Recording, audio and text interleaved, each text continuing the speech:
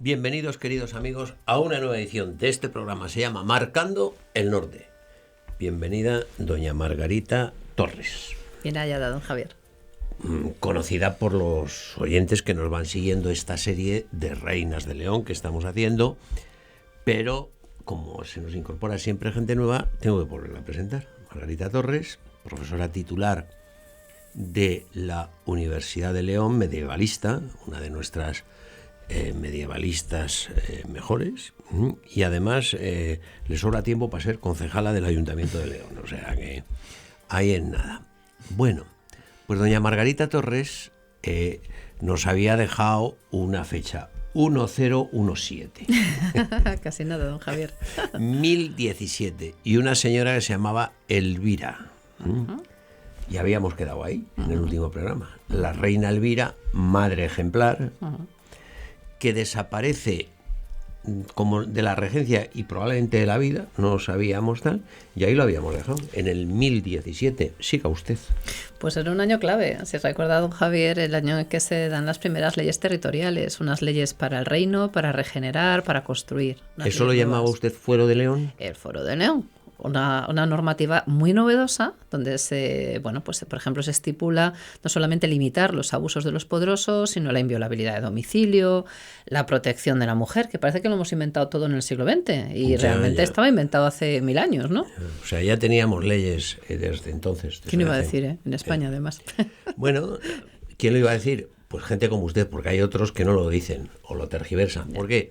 Porque si la Edad Media es cristiana, entonces eso no se dice. Ya, se camina de puntillas, ¿verdad? Eso es. Así cuanto más rápido. No, se camina de mentira. Ya. Con la mentira. Por eso tiene... Pues es que además la realidad es mucho más interesante que la ficción. Esta es la gracia de sus programas. Bueno, siga usted. Fuero de León. Bueno, pues estamos en un momento clave en el que se produce una regeneración de todo un gran espacio que abarca, y hay que recordarlo para que lo visualicemos, ¿no? Desde lo que es la fachada atlántica, con lo que hoy es Galicia y el norte de Portugal, todo lo que hoy vendría a ser Asturias, Castilla y León y, por supuesto, llegando hasta la frontera con Navarra, todo eso era el Gran Reino de León, un reino que llevaba asociado a la dignidad imperial y el alter ego un poco de los andalusíes, ¿no? El alter ego poderoso, hablamos, de ese enemigo que miras y dices, uy, mejor no enfadarlo. A partir de 1017 la situación va a cambiar. En León tenemos un rey muy fuerte, que es el hijo de nuestra Elvira, Alfonso V, todo un modelo. Bien formado. Muy bien formado, con su madre, que la mamma en este caso era mucha mamma, y un rey que pues puso unas bases para que el reino diera un antes y un después a partir de su reinado. Después tenemos en Al-Ándalus una magnífica guerra civil que ni más ni menos que le dura a los muchachos casi 25 años, porque empieza en 1008 y acaban en 1035, o sea que, caray, la música guerra va civil. por barrios, porque en el otro programa la teníamos nosotros. Sí, aquí es como, ahora me toca a mí, ahora te paso la pelota a ti. El caso es que de esa guerra civil en Al-Ándalus surgen las llamadas primeras taifas, que realmente es un reparto del poder que se hacen los descendientes de Almanzor, los grandes generales de Almanzor, y luego algún omeya despistado que todavía quedó por allí. Hay taifas grandes, como Zaragoza o Toledo, hay taifas pequeñas, como puede ser Denia o Albarracín, pero todas ellas están regidas por musulmanes muy destacados que tenían esa especie de currículum vitae de ser o él o su padre algún gran general o gran personaje de la época de Almanzor. Bueno, ¿qué ocurre? Alfonso V desafortunadamente fallece en el año 1028. Podemos decir que por una imprudencia, porque hacía mucho calor aquel día, él estaba cercando la ciudad, la ciudad de Viseu, y estando allí hizo una cabalgada para perimetrar la ciudad y ver los puntos débiles, y no se le ocurra, como dirían los asturianos, al guaje más que irse con una camisa. Claro, un arquero que lo vio dijo, anda, el rey, ¡zas! Le pegó un flechazo, me lo dejó frito en el mismo lugar. La situación abre una minoría, que es la de Bermudo III, y sobre todo un periodo fascinante, que es donde va a arrancar nuestra historia de la siguiente gran reina. Alfonso V, al morir, deja 2 hijos. Uno, que es Bermudo, el heredero, y una chica, que es Sancha. Para entonces había una institución muy interesante, que es la institución que se llama del infantado.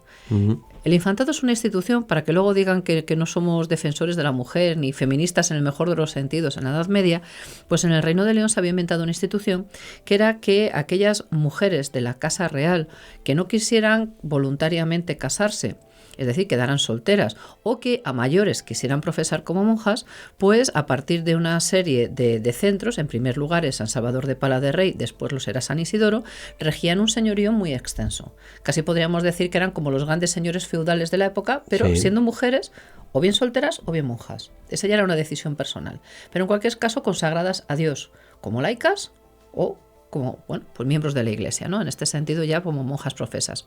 Bueno, pues doña Sancha había sido destinada por propia elección a ser laica dentro de ese sistema que se llama el infantado, es decir, gran señora feudal. Sí. Bermudo III avanza en edad y, claro, llega el momento en que hay que casarlo. Cuando le casan, buscan un doble matrimonio.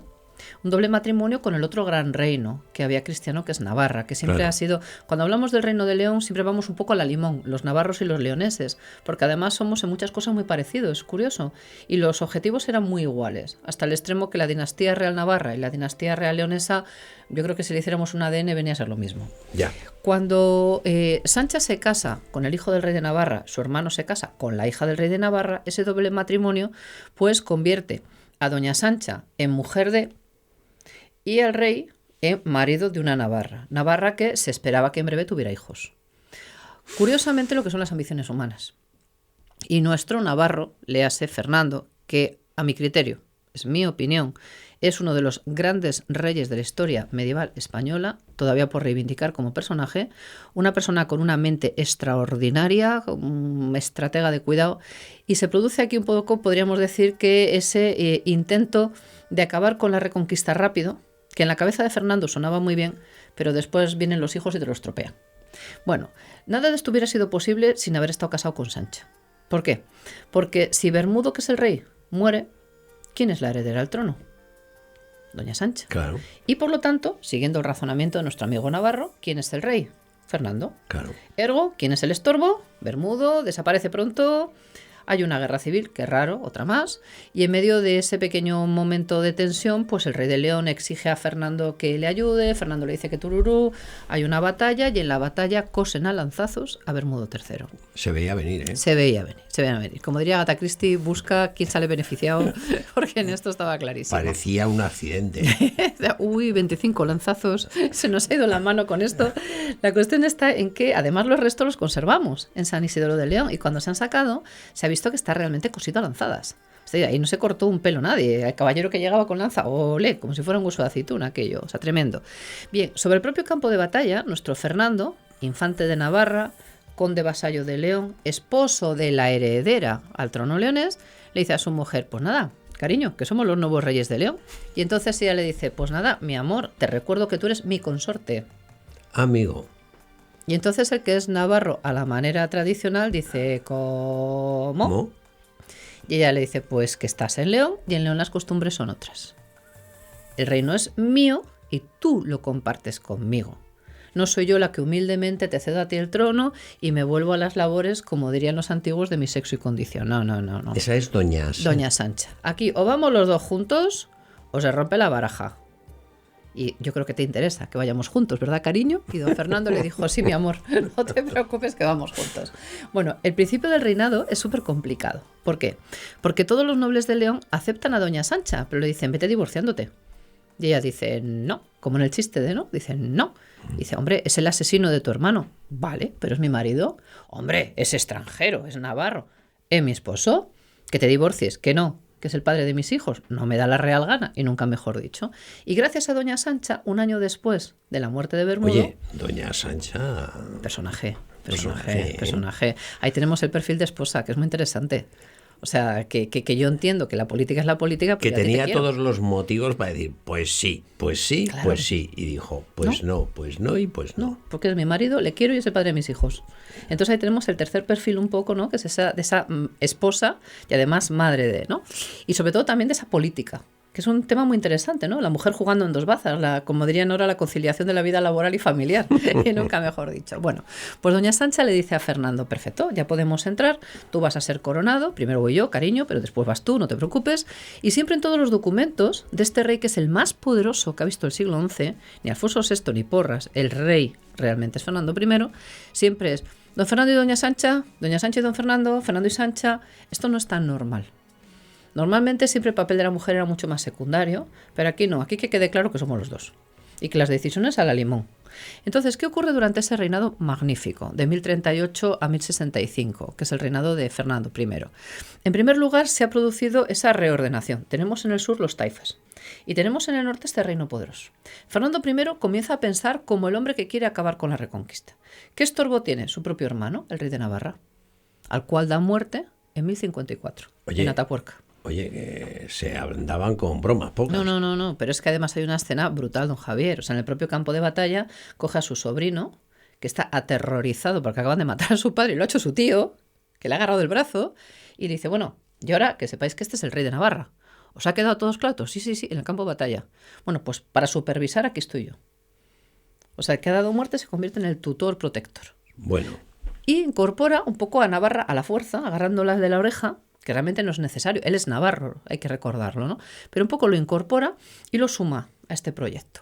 Por si fuera poco, además comienza a ver los taifas y dice, bueno, esto es muy fácil, vamos a ver, ya que están divididos hay que dividirlos más. Vale, ¿tú qué problema tienes, rey musulmán de Zaragoza? ¿Me ataca el de Toledo? Perfecto. Rey de Toledo, ¿qué problema tienes? ¿Me ataca el de Zaragoza? ¿Tú pagarías dinero porque no te atacara el de Zaragoza? Sí. ¿Y a ti, Zaragoza, por qué no te ataque Toledo? Sí. Vale, pues yo me convierto un poco en el gendarme. Ah, amigo, esos son los... Yo no entendía, digo, ¿y eso por qué? Ahora lo entiendo. Es muy inteligente, es el divide y vencerás. O sea, es el Napoleón Bonaparte del siglo XI este hombre. E insisto, cuando digo este hombre, vayamos con el alimón. Que vuelvo a decir que no hay un solo pelo que se mueva en el reino. Sin doña Sancha. Sin doña Sancha detrás, que ya es dicho, la ¿no? reina. Sí, mi amor, le decía. Exactamente. Don Fernando, ¿a que sí, cariño? ¿A que vamos a hacer esto? Sí, mi amor. Pues doña Sancha y don Fernando se dan cuenta de esa política magnífica que lleva a que cuando queda alguna duda, pues don Fernando lleve el ejército hasta Toledo, el rey de Toledo vea llegar esa hueste y diga, no, si yo te iba a pagar ya. Aquí tienes el dinero, y ese es el pago de parias. Las parias, claro. Pensemos, además, que con Fernando y Sancha se produce el reflote del Camino de Santiago. ¿Y qué es el Camino de Santiago? Yo quiero romper otra lanza por la hispanidad en este sentido. El Camino de Santiago es la gran arteria cultural del norte, la gran arteria cultural europea, realmente, religiosa, cultural y a todos los niveles. Juan Pablo II dijo aquello en el famoso discurso, Europa se ha hecho caminando. Totalmente. Y tiene todas las razones, así. Pero es que además es un lugar por el que viene gente de cualquier nación. Claro. Vienen personas que han cometido pecados, vienen asesinos, vienen peregrinos, vienen santos. Tenemos malhechores y santos haciendo un camino. Y tenemos algo muy importante. Y es un reino tan potente que de repente desde una Francia que está dividida en principados feudales donde el rey está casi pidiendo perdón por existir, frente a un gran duque de Aquitania, un gran duque de Normandía, un gran conde de Champaña, etcétera, tenemos un reino fuerte y sólido. ¿Qué tiene Navarra? Como esa entrada a esa España, a esa península ibérica, que se está reordenando en este momento. Bueno, Sancha y Fernando crean en León el epicentro cultural de un territorio. Crean un taller de boraria donde salen los mejores marfiles. Se conservan algunos todavía, que podemos admirar en Madrid, en el Arqueológico Nacional y en otros lugares. Magníficos, de una talla lo mejor del mundo. ¿Por qué? Porque lo pueden pagar. A mayores, ahora mismo siempre hemos considerado que el románico nace en Francia y nos lo traemos. Sí, así. Pues ahora hay un grupo de historiadores del arte que están reivindicando que en el entorno palentino y de Tierra de Campos nace algo que curiosamente es un poquito anterior.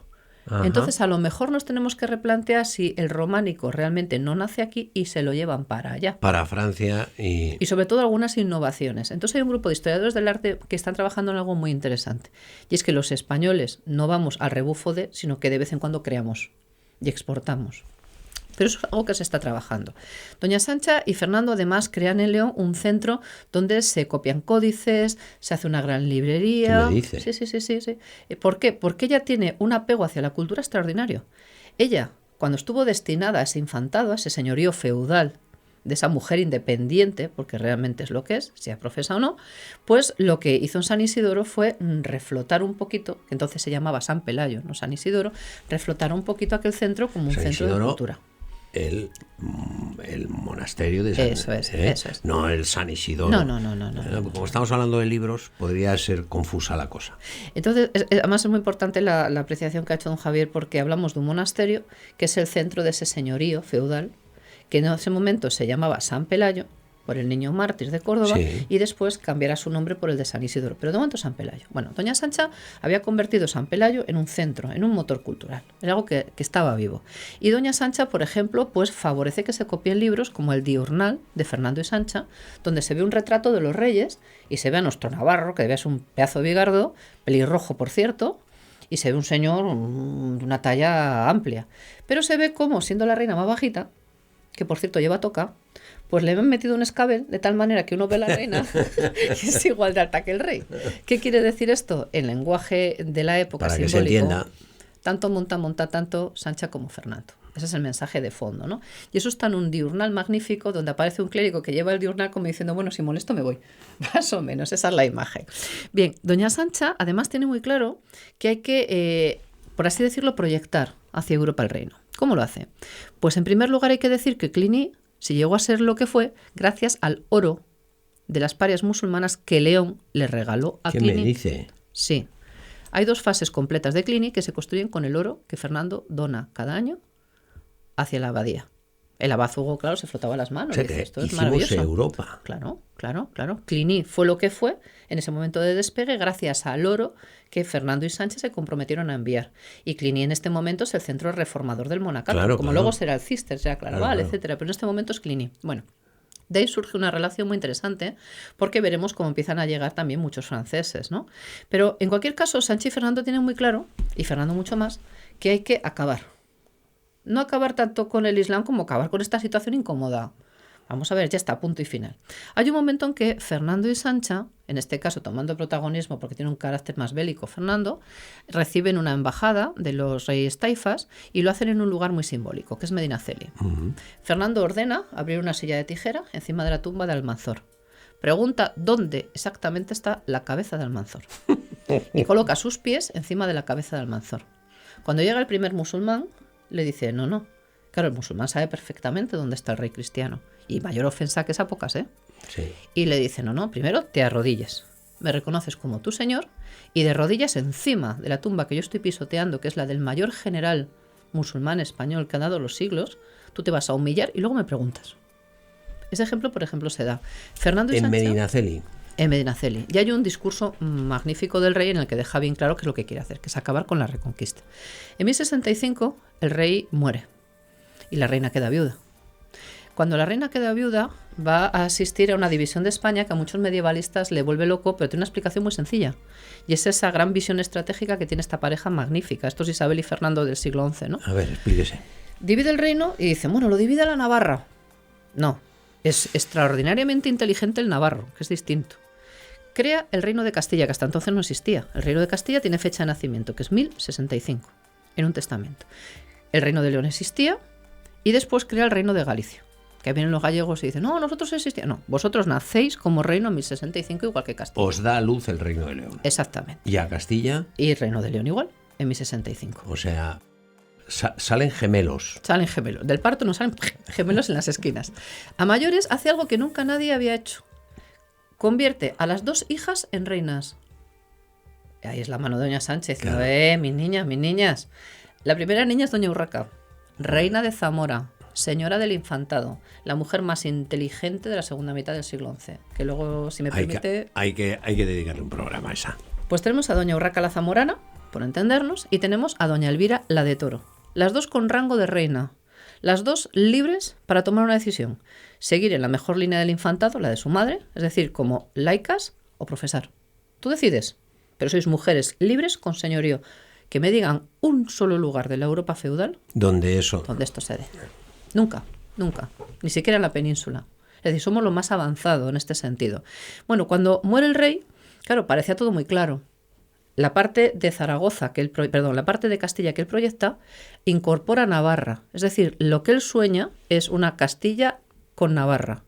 Y que se expanda por lo que es la taifa de Zaragoza, que es lo que él deja. Claro. ¿Qué supone esto? Pues que la Castilla que Fernando sueña hubiera cortado de cuajo la salida de Aragón, la salida de los condados catalanes, que no lo olvidemos, en este momento eran 4 y en la montaña, que es lo real, y hubiera tenido una salida al Mediterráneo magnífica, Perfecto. aproximadamente por Valencia, por entendernos. De hecho, Fernando I muere cuando está acercando Valencia. Ya han aparecido monedas del asedio de Valencia en las cuales se ve bien claro que el rey está a punto de conquistar la ciudad y solamente la mala suerte de una enfermedad le obliga a volver a León, donde muere, ¿no? Yeah. Muere además de una manera muy pía, y esto también conviene recordarlo porque a veces parece que los reyes se sirven de la religión y parece que olvidamos que realmente hay reyes que son muy creyentes, muy buenos cristianos y lo sienten. Cuando el rey se siente morir, y además de una enfermedad que tiene que ver con el riñón, con lo cual los dolores tienen que ser extraordinarios, pide que se le deje desnudo, solamente cubierto por una pequeña túnica, y que se le deje orar. La fecha en la que ora es las Navidades. Usted sabe, don Javier, que en las Navidades en León hay que atarse a los machos. O sea, el frío de León... Y sin calefacción en el siglo XI. Y sin calefacción. Él se humilla, devuelve a Dios la regalía, es decir, los atributos regios, y él se entrega a Dios humildemente, se cubre de ceniza y espera la muerte.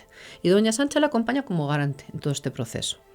Y doña Sancha advierte que, tal y como queda el reparto, León hubiera incorporado la actual Castilla-La Mancha, hubiera incorporado el actual Murcia y Andalucía Oriental, y esa salida hacia Almería, Granada, por entendernos, hubiera sido el León que Fernando proyecta. ¿Y cuál es la Galicia que Fernando proyecta? Galicia y Portugal. ¿Qué ocurre? Que los hijos no son como los padres, y el castellano no está contento con la herencia. Se abre una guerra civil, y lo primero que hace doña Sancha, no lo voy a hacer porque entonces si no nos matan, es dar un manotazo y decir, hasta aquí hemos llegado, ni os movéis. Y mientras ella está viva, que es hasta 1072, ni esto se mueven los hijos. Pero ¿qué ocurre cuando mueren? Se abre una guerra. Una guerra brutal, donde ¿quiénes van a ser los garantes? Las mujeres. Pero ese es un capítulo muy interesante que queda en manos de Urraca. Sí. La escena que ha contado usted de la Navidad rezando y ofreciendo a Dios supone que el rey entiende que su poder es vicario y delegado de Dios, que es el concepto cristiano del origen del poder. Eso es.